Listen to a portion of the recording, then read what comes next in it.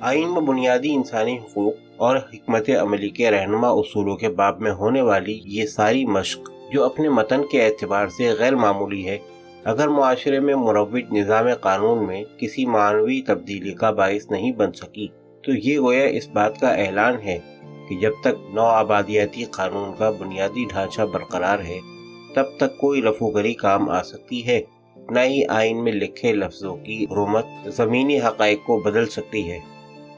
اس بنیادی ڈھانچے کو جڑ سے اکھاڑے بغیر اصلاح احوال کے لیے ہونے والی ہر کوشش اور ہر قانون سازی صرف دستاویزی اقوال زرعی کا حجم بڑھا سکتی ہے، کسی حقیقی تبدیلی پر منتج نہیں ہو سکتی۔ جی کے بہلانے کی ہزار صورتیں ہو سکتی ہیں، لیکن اصلاح احوال کی ایک ہی شکل ہے۔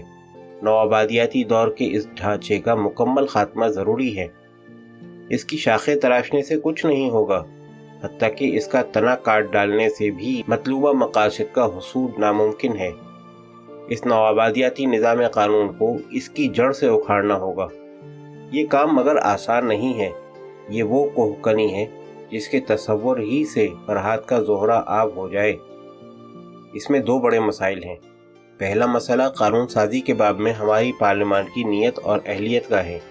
اس حقیقت سے انکار ممکن نہیں کہ اسی پارلیمان نے ہمیں ایک متفقہ آئین دیا ہے، لیکن اس حقیقت کا ابطال بھی آسان نہیں کہ آئین کو اس کی روح کے ساتھ نافذ کرنے میں اس پارلیمان نے غیر معمولی غفلت اور نااہلی کا ثبوت دیا ہے۔ آئین سازی اب شاید اس کے نامہ اعمال کی مستثنیات میں شمار ہوگی۔ ہمارے یہاں پارلیمانی روایات کو یکسر نظر انداز کر کے عجلت میں اور کثرت سے جس طرح شخصی اور گروہی مفادات کے لیے قانون سازی ہوتی آ رہی ہے، یہ ایک خطرناک رجحان ہے۔ ایسے میں اگر ایک مکمل نیا قانونی ڈھانچہ کھڑا کرنے کا فریضہ اس پارلیمان کے ذمے لگایا جاتا ہے تو کیا وہ اس پر پورا اترنے کی صلاحیت رکھتی ہے؟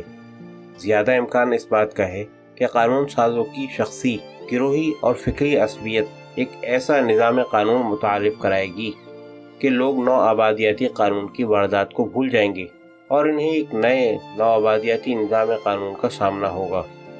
منی نیازی کی طرح سماج کو بھی ایک دریا سے نکل کر ایک اور دریا کا سامنا ہوگا۔ دوسرا خطرہ انارکی پیدا ہونے کا ہے۔ مسلح جدوجہد کے ذریعے نظام میں تبدیلی پر مائل قوتوں کی فکری اور عملی فالٹ لائن اس ملک میں موجود ہے۔ ایک بار موجودہ نظام قانون کو لپیٹ دیا گیا تو نئے قانون کی تیاری میں ایک ایسا فکری اور عملی بحران جنم لے سکتا ہے جو سماج کو کسی المیے سے دوچار کر دے۔ ایسے میں یہ خطرہ موجود ہے کہ ایک نظام قانون کا ڈھانچہ منہدم کر کے ایک نئے ڈھانچے کی تلاش میں ہم کسی سانحے سے دوچار نہ ہو جائیں۔ لیکن کیا ان دو خطرات کی وجہ سے اس نوآبادیاتی نظام قانون کو تقدیر کا لکھا سمجھ کر قبول کر لیا جائے؟ اس سوال کا جواب نفی میں ہے۔ راستہ پرخطر ہے، اس لیے حکمت کو زاد راہ بنا کر آگے بڑھنا ہوگا۔ اس ضمن میں چند چیزیں بنیادی اہمیت کی حامل ہیں۔ پہلی بات یہ ہے کہ یہ سارا عمل یکایک اچانک کسی انقلاب کی شکل میں برپا نہیں ہونا چاہیے، بلکہ اس کا ظہور بتدریج اور ارتقائی شکل میں ہونا چاہیے۔ خود برطانوی نوآبادیات نے برصغیر میں رائج مسلمانوں کے قوانین کو اچانک ختم نہیں کیا۔ مغلوں کے قوانین کی جگہ نوآبادیاتی قانون بھی بتدریج لایا گیا۔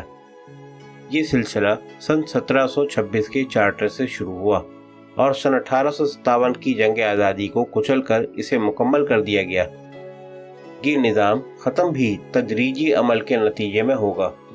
احساس کی آنچ اس عمل کو تیز ضرور کر سکتی ہے، لیکن یہ تبدیلی کسی انقلاب کی صورت برپا نہیں ہوگی، بلکہ اس کا ظہور ارتقاء کی شکل میں ہوگا۔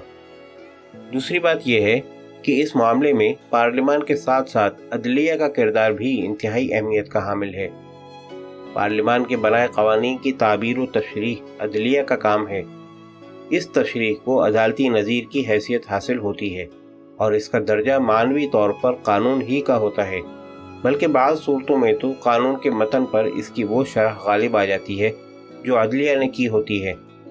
عدلیہ اگر کامن لا کی روایات اور عدالتی نظائر کو ثانوی حیثیت دیتے ہوئے خالصتاً اپنے سماج، اپنی روایات، اپنے مذہب اور اپنے آئین کی روشنی میں قوانین کی تشریح کرنا شروع کر دے تو اس سے بھی معاملات تیزی سے بہتری کی جانب گامزن ہو سکتے ہیں۔ آئین میں بنیادی انسانی حقوق کے حوالے سے بھی غیر معمولی حساسیت کا مظاہرہ کیا گیا ہے، اور آرٹیکل 8 میں لکھا ہے کہ ہر قانون یا ہر وہ روایت جو قانون کے درجے کو پہنچ چکی ہو، اگر آئین میں دیے گئے بنیادی انسانی حقوق سے متصادم ہو تو کالعدم اور منسوخ سمجھی جائے گی۔ اسی طرح دستور پاکستان کے آرٹیکل 227 میں لکھا ہے کہ تمام موجودہ قوانین کا قرآن و سنت میں مذکور احکام اسلام کے مطابق ہونا لازمی ہے۔